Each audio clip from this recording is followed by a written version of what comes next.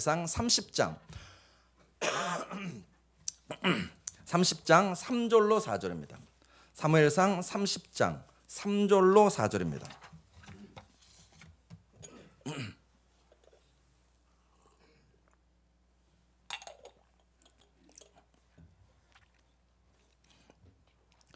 제가 가진 성경은 구약 460페이지입니다. 사무엘상 30장 3절로 4절입니다. 다 찾으셨나요? 네, 같이 읽겠습니다. 짧으니까 같이 읽습니다. 시작. 다윗과 그의 사람들이 성읍에 이르러 본즉 성읍이 불탔고 자기들의 아내와 자녀들이 사로잡혔는지라. 다윗과 그와 함께한 백성이 울 기력이 없도록 소리를 높여 울었더라. 아멘. 한 번만 더 읽겠습니다. 시작.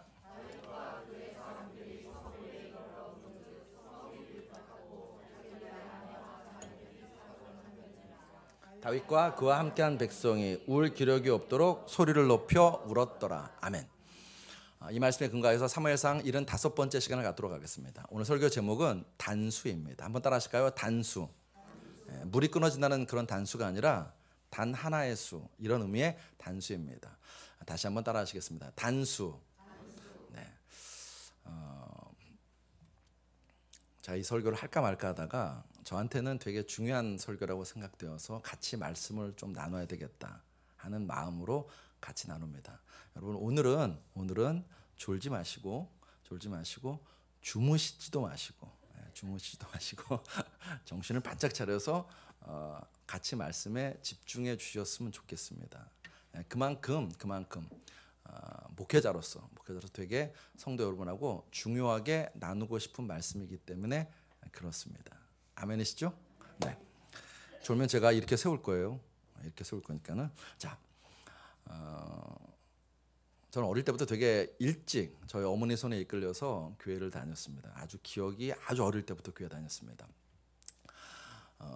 그러고 난 다음에 어느 날부터 이제 조금 뭐라고 하나 신앙에 대해서 또는 신학에 대해서 눈을 뜨고 난 다음에 성경을 좀 진지하게 읽고 신학 공부를 좀 깊이 하면서 제가 좀 놀란 것이 있습니다. 그게 뭐냐면은 제가 그동안 들었던 구원에 관한 말씀은 딱 이거예요. 예수 믿으면 구원받는다. 이거 하나입니다. 이 얘기가 뭐냐면 예수 믿으면 구원받았다. 이겁니다. 딱 이거 하나만 제가 계속해서 설교 말씀을 들었습니다. 그게 구원에 관한 전부인 줄 알았습니다. 그런데 성경을 읽어봤더니 또 신학을 공부해봤더니 아니더라는 것입니다. 자, 앞에 화면에 이제 성경 말씀 몇 구절을 좀 띄워보겠습니다. 한번 띄워주시겠습니다. 네, 제가 읽어보겠습니다. 여러분 이해를 돕기 위해서 사번역으로 제가 읽어드리겠습니다. 베드로전서 1장 3절입니다. 하나님께서는 그 크신 자비로 우리를 새로 태어나게 하셨습니다. 하셨습니다 하면 뭔가요? 과거입니다. 네, 과거예요. 구원의 과거를 얘기하는 것입니다. 베드로전서 1장 5절에서는요. 마지막 때에 나타나기로 되어 있는 구원을 얻게 해 주십니다. 이건 미래입니다. 미래예요. 장차 미래에 그렇게 구원을 얻게 된다는 것입니다. 그리고 베드로전서 1장 9절에 곧 여러분의 영혼의 구원을 뭐라고 되어 있나요? 받고 있는 것입니다. 이거는 구원의 현재입니다. 베드로는 우리에게 구원에 관해서 이야기하는데 뭐라고 말하면 구원의 과거가 있고 현재가 있고 미래가 있다라고 말합니다. 놀라운 사실은 성경 읽어보면 여러분 다 아시겠지만 바울도 성경에서 구원의 과거, 현재, 미래를 말합니다. 자, 성경을 한번 띄워주십시오. 자, 이번에는 같이 읽겠습니다. 에베소 2장 8절 같이 읽습니다. 시작. 여러분은 믿음을 통하여 은혜로 구원을 얻었습니다. 이건 과거입니다. 구원의 과거입니다. 그 다음 고린도서 1장 8절 읽습니다. 시작. 십자가의 말씀이 멸망할 자들에게는 어리석은 것이지만 구원을 받는 사람인 우리에게는 하나님의 능력입니다. 이거 뭐라고 하냐면 구원을 받는 이라고 나옵니다. 현재입니다. 현재 구원을 받고 있대요. 그 다음 로마서 10장 13절입니다. 같이 읽습니다. 시작. 주님의 이름을 부르는 사람은 누구든지 구원을 얻을 것입니다. 이거는 구원의 미래에 관한 것입니다. 성경은 너희들 구원받아서 끝 이렇게 가르치지 않아요. 이렇게 가르치지 않습니다. 어떤 신학자가 그런 얘기하더라고요. 한국교회 강단에서 외쳐지는 구원론은 전부 다 이단의 구원론이라고. 구원파의 구원론하고 똑같다고. 왜 그러냐면 그냥 구원받아서 끝 이것만 가르치기 때문에 이런 비판을 신학자가 하는 것입니다. 여러분, 우리가 구원받았습니다 라고 성경 끝나지 않습니다. 성경 뭐라고 하냐면 오늘도 지금도 여러분과 제가 구원받고 있습니다. 그리고 주님 오시는 날, 장차 주님 오시는 날 온전한 구원을 받게 될 것입니다. 예를 돕기 위해서 예를 들면, 여러분 태어났다고 다 사람인가요? 저 옆에 신생아씨들 있죠 누워 있어요. 그 산후조리원에. 저는 가끔가다 거기 들여다보는 재미가 쏠쏠하거든요. 그 아이들 누워 있는 거 보면 너무너무 신기하고 너무너무 감동스럽습니다. 여러분, 아이가 태어났어요. 사람이죠? 아니, 고개를 안 끄덕거리시면 사람 취급하나? 쟤네들도 사람이에요. 사람이에요. 사람인데 여러분, 사람 노릇하나요? 안 하죠? 안 해요. 못해요. 아니, 못하는 거죠. 사람으로 자라나야 됩니다. 다시요? 저 아이들이 분명 사람이에요. 그런데 사람으로 자라나야 됩니다. 우리도 마찬가지입니다. 여러분과 제가 주님의 은혜로 구원받았습니다. 근데 그게 끝이 아닙니다. 성경은 말합니다. 여러분과 제가 구원에 이르도록 자라나야 한다고 성경은 말씀하세요. 베드로 전서 2장 2절의 말씀을 우리 같이 읽습니다. 시작.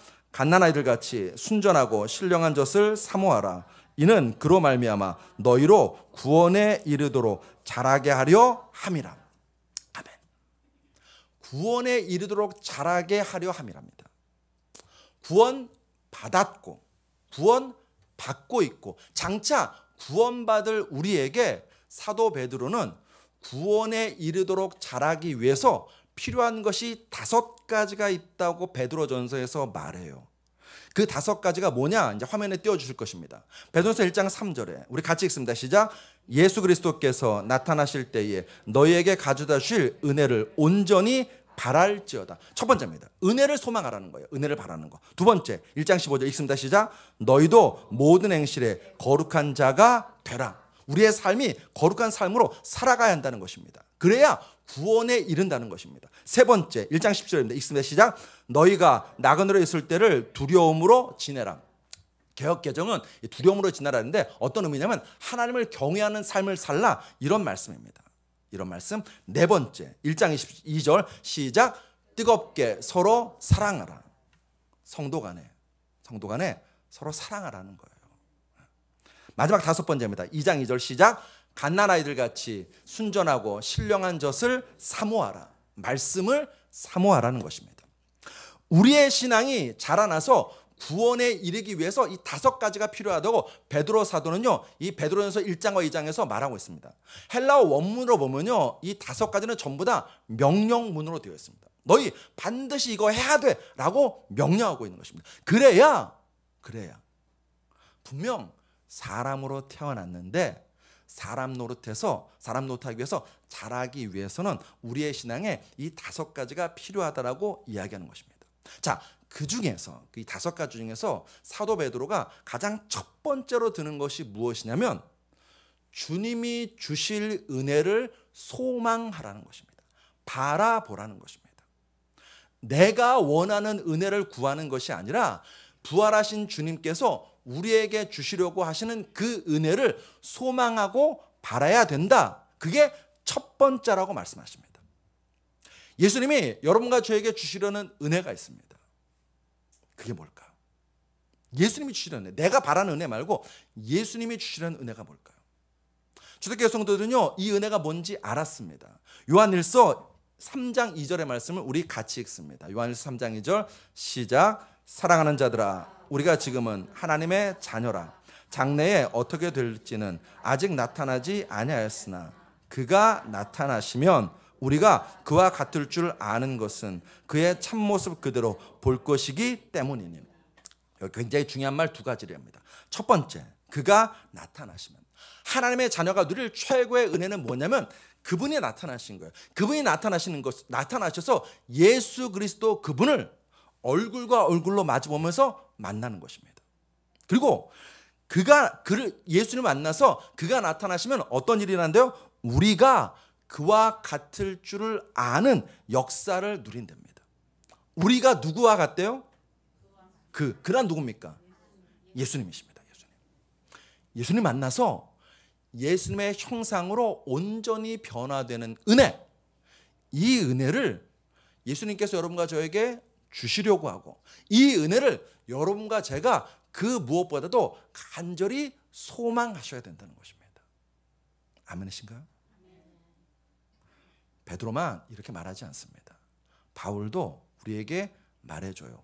고린도전서 13장 12절에 우리가 지금은 거울로 보는 것 같이 희미하나 그때는 얼굴과 얼굴을 대하여 볼 것이요 지금은 내가 부분적으로 하나 그때는 주께서 나를 아시는 것 같이 내가 온전히 알리라.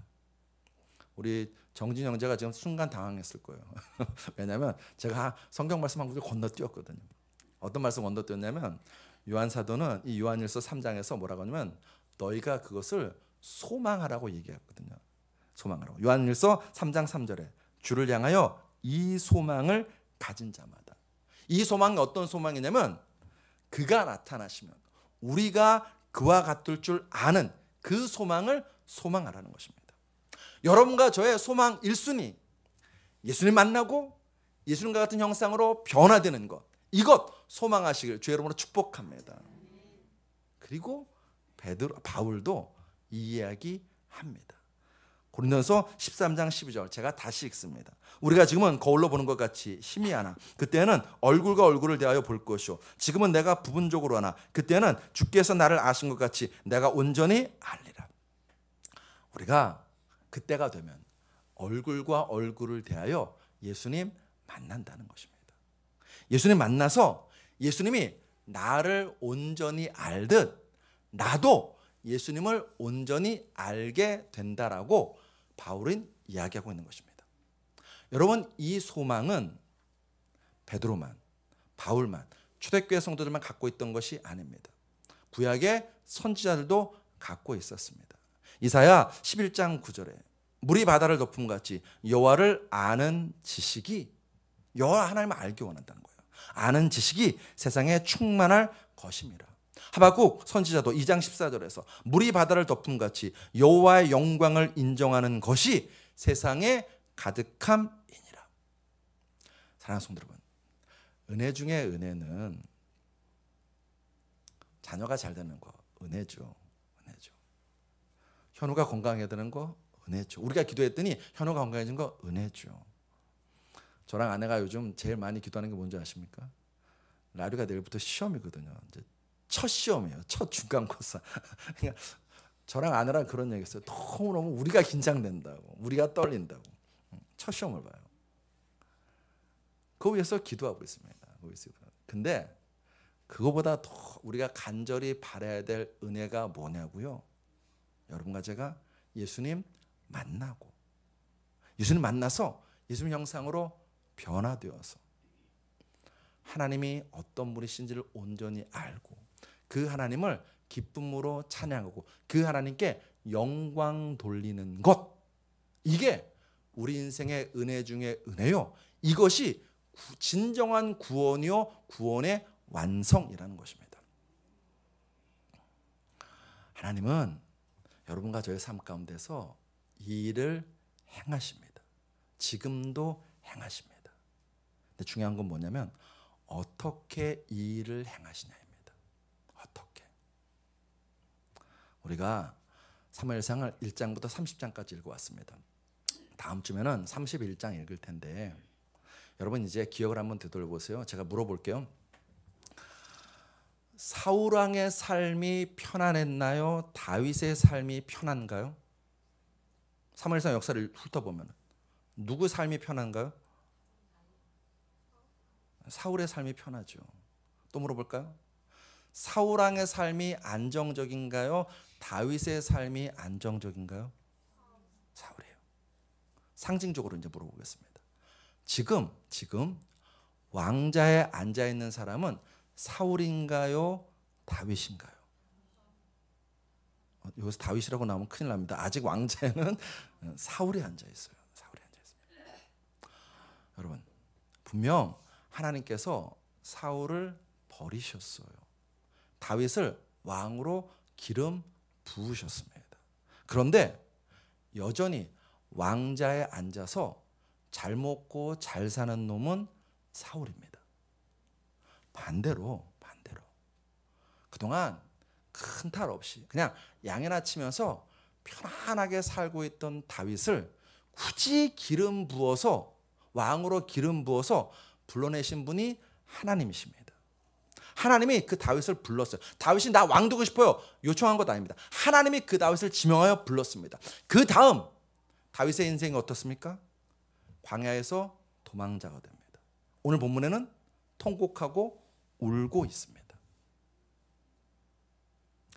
예수 믿으면 우리는 만사 형통할 것이라고 생각합니다.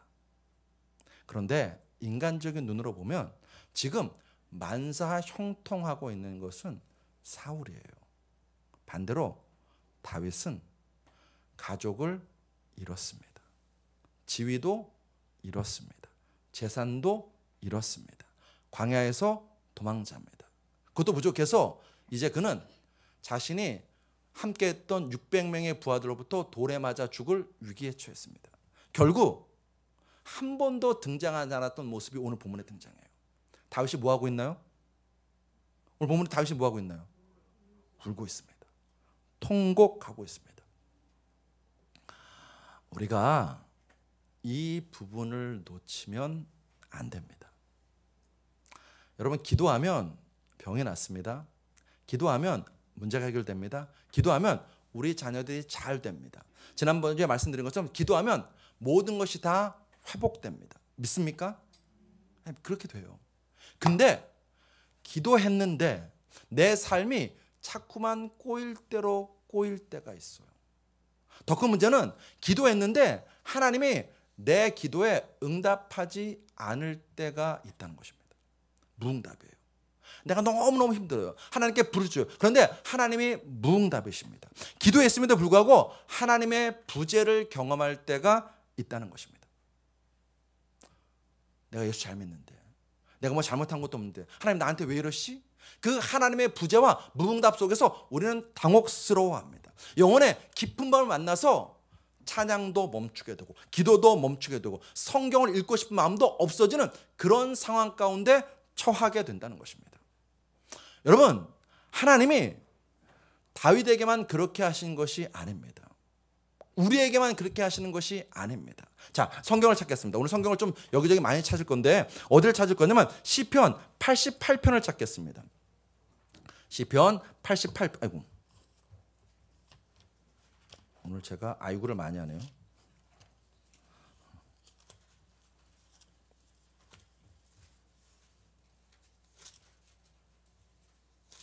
시편 88편 1절로 3절을 같이 읽겠습니다. 시편 88편 1절로 3절입니다. 다 찾으셨나요? 장나열 씨 다 찾았나요? 같이 읽습니다. 시작. 여호와 내 구원의 하나님이여, 내가 주야로 주 앞에 부르짖었사오니 나의 기도가 주 앞에 이르게 하시며 나의 부르짖음에 주의 귀를 기울여 주소서. 물은 나의 영혼에는 재난이 가득하며 나의 생명은 수월에 가까웠사오니. 아멘. 시인이 지금 절규하고 있습니다. 시인은 하나님께 부르짖어 기도했습니다. 간절히 기도했습니다. 그런데 시인은 오늘 3절에서 뭐라고 합니까? 내 영혼이 어디에 있대요? 수월에 있대요. 수월, 지옥에 있다는 것입니다. 무덤 속이라는 것입니다. 저 세상에 버려졌다는 것입니다. 그런 절규가 4절에 또 나옵니다. 우리 88편 4절 같이 읽습니다. 시작. 나는 무덤에 내려가는 자같이 인정되고 힘없는 용사와 같으며 라고 말합니다. 하나님이 나를 버리셨다. 하나님이 나를 외면하셨다. 누구에게서도 나는 도움받지 못하고 있다. 나는 망하고 잊혀진 존재이구나 라고 시인이 절규하고 있어요. 자, 시편 88편 6절로 9절을 보십시오. 6절로 9절 우리 같이 읽습니다. 시작. 주께서 나를 깊은 웅덩이와 어둡고 음침한 곳에 두셨사오며 주의 진노가 나를 심히 누르시고 주의 모든 파도가 나를 괴롭게 하셨나이다. 주께서 내가 아는 자를 내게서 멀리 떠나게 하시고 나를 그들에게 가증한 것 같이 되게 하셨사오니 나는 갇혀서 나갈 수 없게 되었나이다. 9절까지 읽습니다. 시작. 곤란으로 말미암아 내 눈이 쇠하였나이다. 여호와여, 내가 매일 주를 부르며 주를 향하여 나의 두 손을 들었나이다. 아멘. 14절 읽읍시다. 14절 시작. 여호와여 어찌하여 나의 영혼을 버리시며 어찌하여 주의 얼굴을 내게서 숨기시나이까. 절절하게 토로합니다. 나 버림받았어. 하나님 나를 버린 것 같아. 어떻게 하나님 나한테 이럴 수 있지? 여러분, 이 시편 88편은요 고라 자손의 시입니다. 고라 자손만 이런 절규를 쏟아내는 것이 아니었습니다. 다윗도 이런 절규를 쏟아냅니다. 자, 시편 22편을 찾겠습니다. 시편 22편.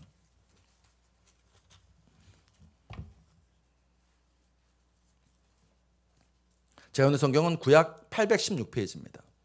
시편 22편.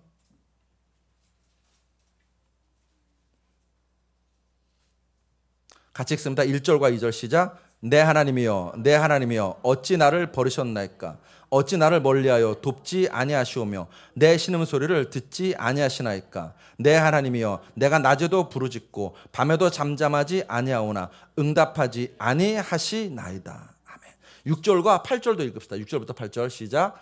나는 벌레요 사람이 아니라 사람이 비방거리요 백성의 조롱거리이다. 나를 보는 자는 다 나를 비웃으며 입술을 삐죽거리고 머리를 흔들며 말하되 그가 여호와께 의탁하니 구원하실 걸 그를 기뻐하시니 건지실 걸 하나이다.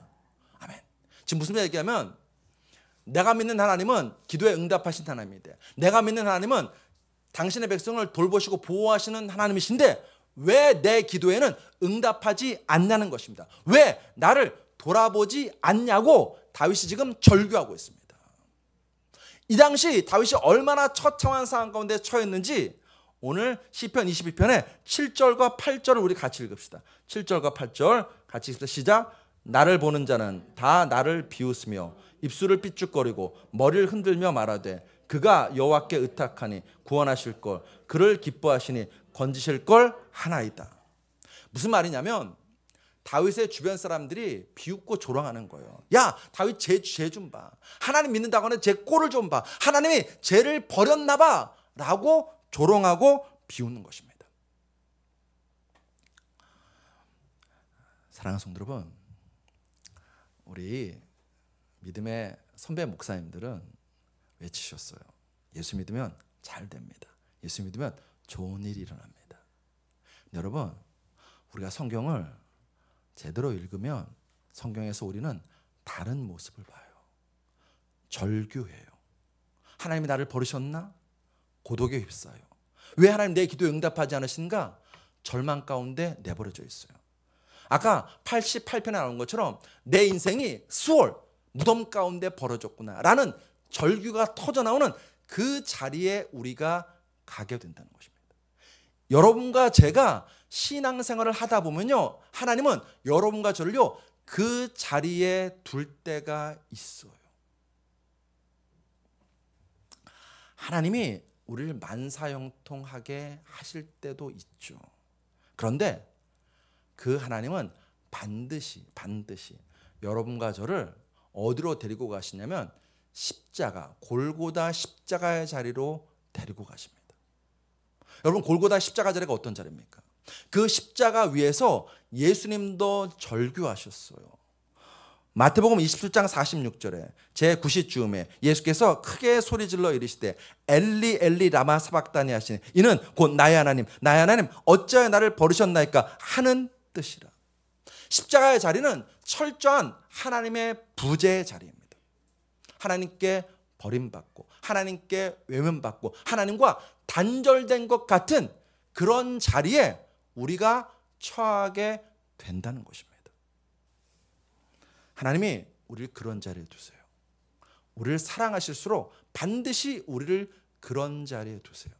푸른 초장, 쉴만한 물가로만 인도하시는 것이 아니라 우리를 사망의 음침한 골짜기에 두실 때가 있다니까요. 왜 그러실까요? 왜 우리를 그렇게 하실까요? 시편 42편을 찾겠습니다. 시편 42편.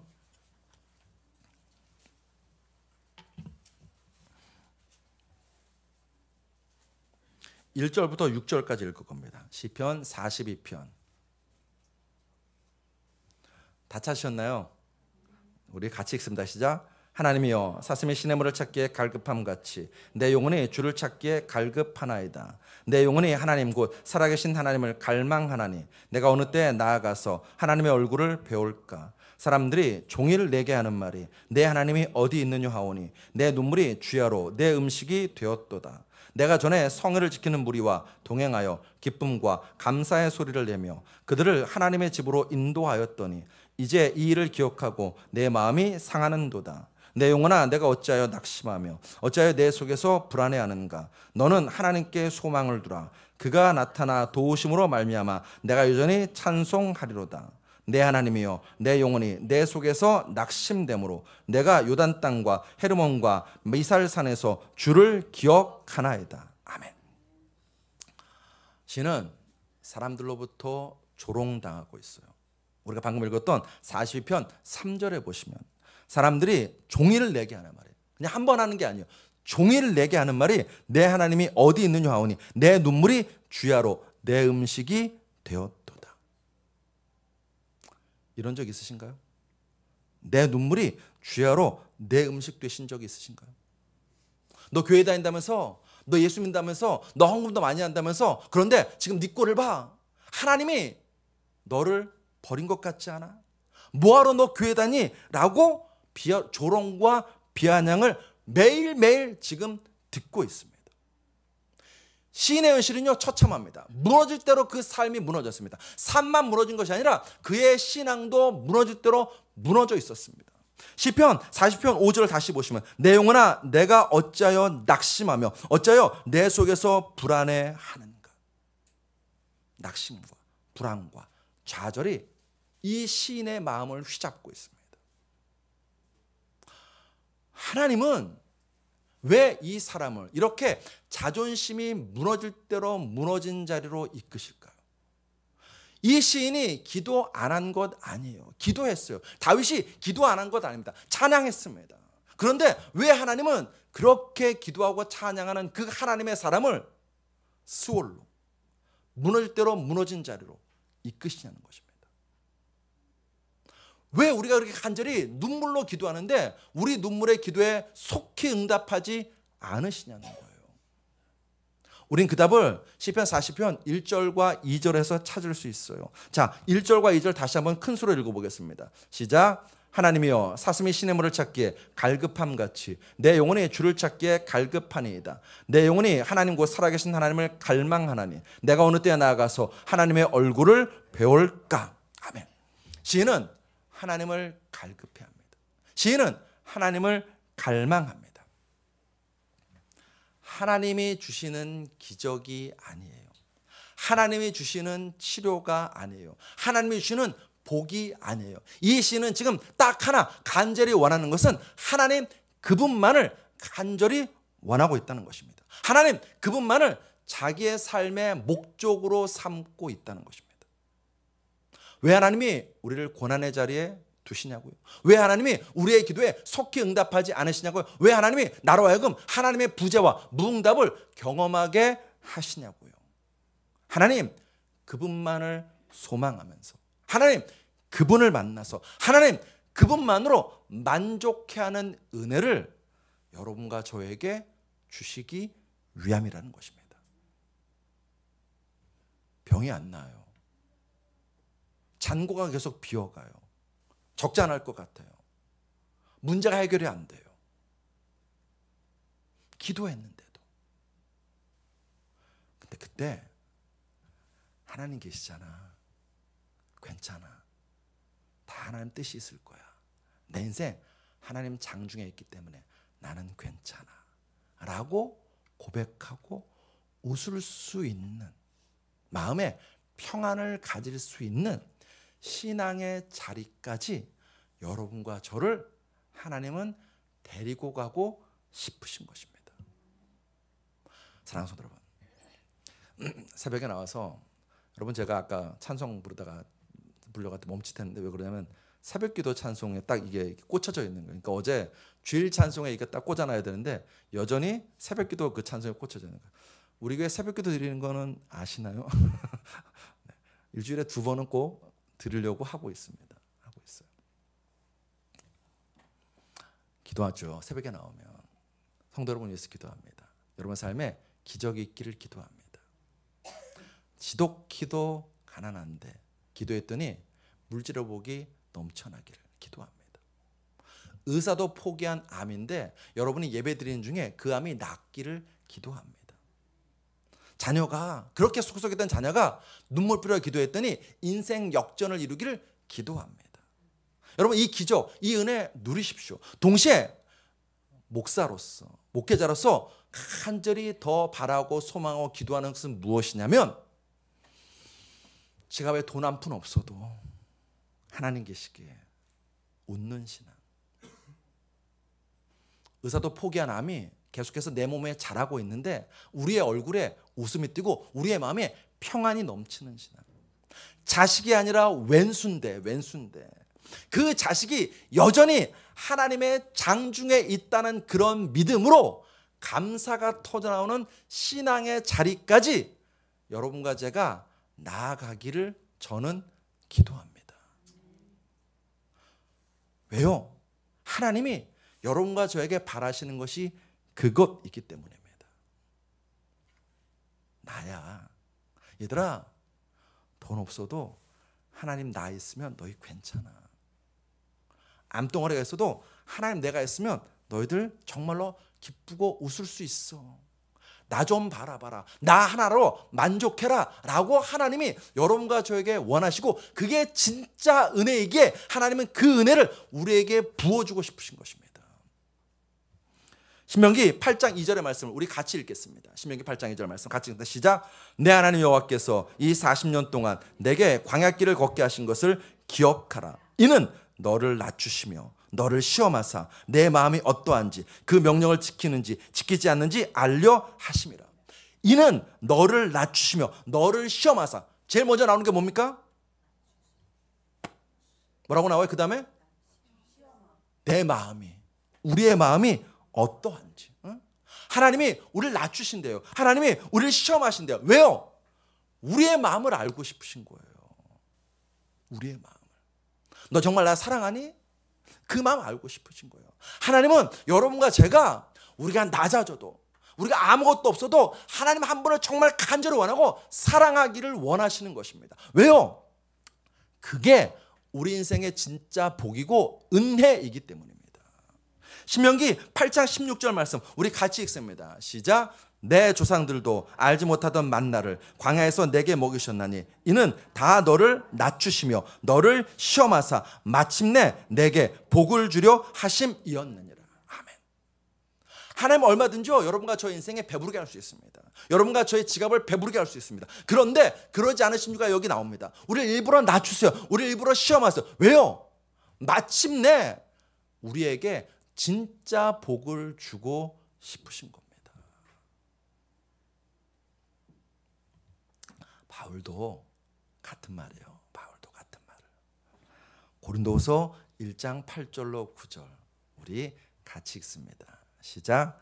형제들아 우리가 아시아에서 당한 환난을 너희가 모르기를 원하지 아니하노니 힘에 겹도록 심한 고난을 당하여 살 소망까지 끊어지고 우리는 우리 자신이 사형 선고를 받은 줄 알았으니 이는 우리로 자기를 의지하지 말고 오직 죽은 자를 다시 살리시는 하나님만 의지하게 하심이라. 여러분 바울이 어떤 사람입니까? 자기 모든 것을 버리고 복음 들고 땅끝까지 이르러 나아가는 그런 사람입니다. 그러면 하나님 지켜주셔야죠. 그러면 하나님이 보호하셔야죠. 그러면 하나님이 먹이셔야죠. 그러면 하나님께서 감옥에 들어가지 않도록 바다의 폭풍으로부터 그를 안전하게 지켜주셔야죠. 우리의 생각이 그렇지 않습니까? 그런데 오늘 바울은 말합니다. 내가 살 소망까지 끊어진 그런 상황에 처했다고. 내가 사형 선고 받은 줄 알았다고. 극단적인 상황 가운데 그가 처하게 됐다는 것입니다. 근데 그때 바울은 깨달았어요. 하나님이 왜 나를 이렇게 몰아붙이시는지 깨달았어요. 뭐라고 말합니까? 하나님만 의지하게 하심이라. 하나님만 의지하게 하심이라. 바울이 지금 우리가 보는 성경을 본다면요, 바울은 다시 인쇄하고 싶을 거예요. 무슨 말? 오직과 만자만 다시 인쇄하고 싶을 거예요. 오직 하나님만 의지하게 하심이라. 여러분, 우리를 향한 하나님의 은혜와 복이 있습니다. 그것은 우리로 하여금 하나님만 의지하고 하나님만 바라보고 하나님 한 분으로 만족하고 기뻐하는 신앙생활 하시기를 하나님이 우리에게 은혜 부어주시고 그것이 진짜 복이라고 말씀하시는 것입니다. 이 은혜 부어주시려고 하나님이 바울의 인생에 뭐 했습니까? 아시아의 지도자들의 마음을 움직이셨습니다. 관리들의 마음을 움직이셨습니다. 백성들의 마음을 움직이셨습니다. 그래서 뭐 했나요? 바울에게 반대하고 바울에게 돌을 던지게 만드셨습니다. 뿐입니까? 하나님께서는요, 바다를, 폭풍을, 강을 주장하시고 움직이셨습니다. 그래서 바울이 바다에 빠지고 폭풍 가운데서 죽을 고비를 넘기게 만드셨어요. 그 하나님은요, 지금도 여러분과 저의 삶에 그 일 행하시는 줄로 믿습니다. 내가 예전에 정말 잘 나갔는데 어떻게 하나님 나한테 이럴 수 있지? 왜 나를 낮추시지? 왜 나를 극단적인 상황으로 몰아가시지? 라고 생각되시나요? 절규가 터져나오시나요?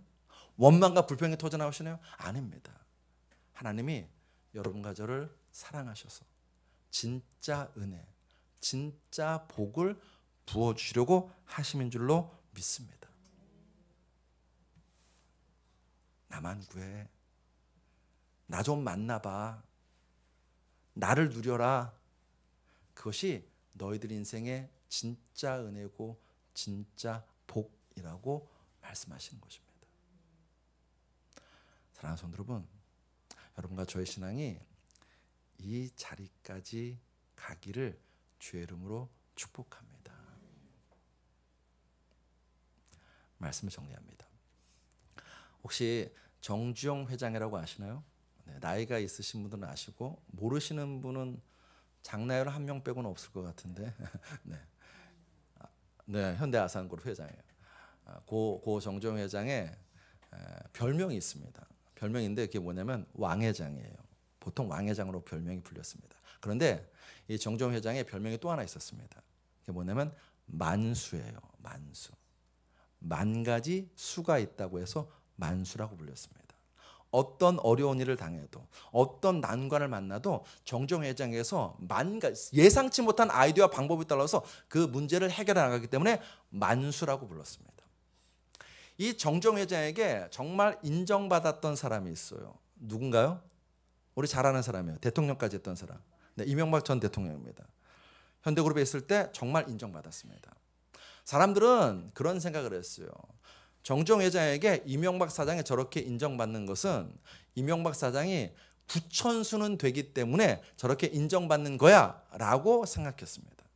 그때마다 이명박 사장은 이렇게 얘기했답니다.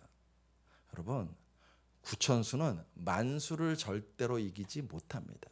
구천수는 만수한테 인정받지 못하죠. 제가 회장님한테 인정받는 비결은 구천수가 아니라 단수, 단 하나의 수만 쓰기 때문입니다. 그 단 하나의 수가 뭔지 아십니까? 이명박 사장은 회장인 정주영 회장을 절대적으로 신뢰했어요. 우리 식으로 하면 믿었어요. 그래서 전 임직원이 안 됩니다 회장님 해도 정주영 회장이 된다고 하면 이명박 사장은 그래 되지라고 믿고 일을 추진해 나가는 것입니다. 회장이 되는 거예요. 풀어봐. 풀릴 수 있으면 풀리는 거예요.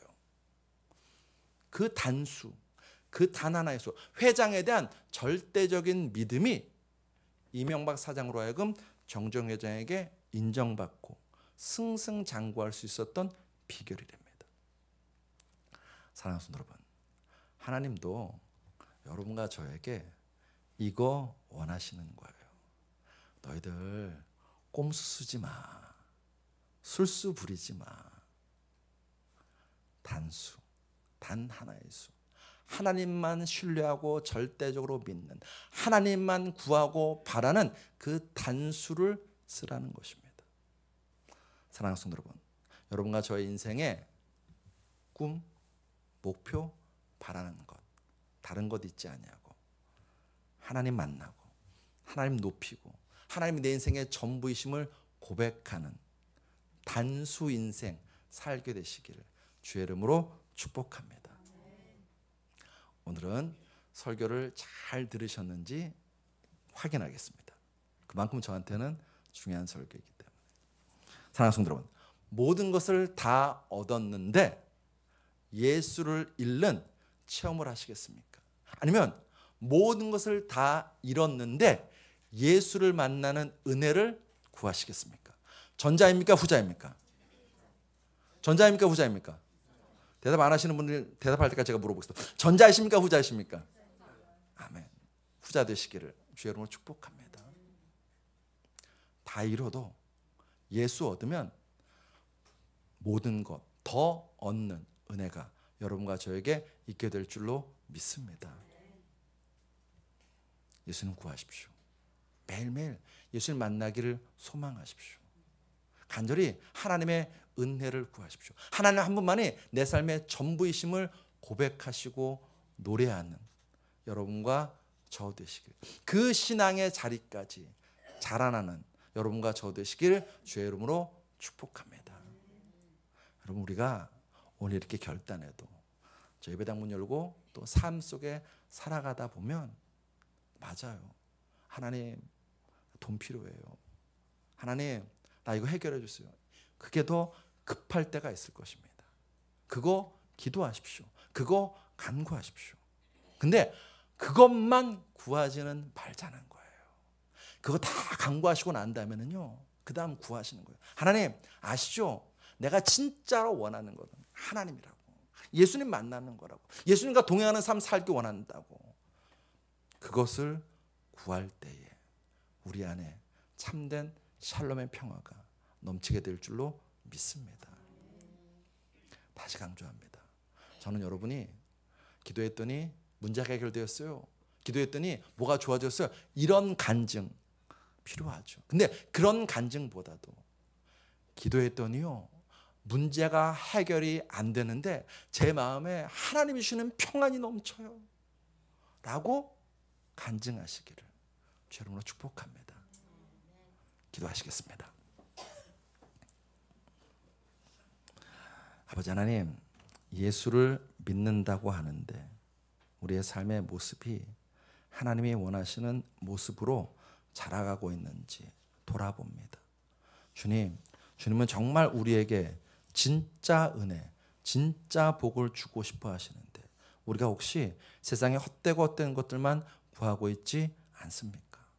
아버지 하나님, 아시죠? 저희가 구하는 것, 저희가 세상을 살아가는데 필요해서 구하는 것입니다. 불쌍히 여겨주시옵시고 그 필요해서 구하는 손길 외면치 마시옵소서.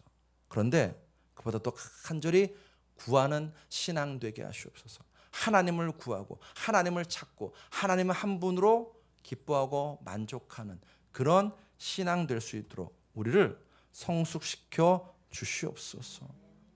자라나는 신앙 되기 원합니다. 예수의 형상까지, 장성한 분량까지 자라나는 신앙 되기 원합니다. 주여, 우리를 그 자리로 이끌어 주시옵소서. 예수 그리스도로 감사하며 기도드렸사옵나이다. 아멘.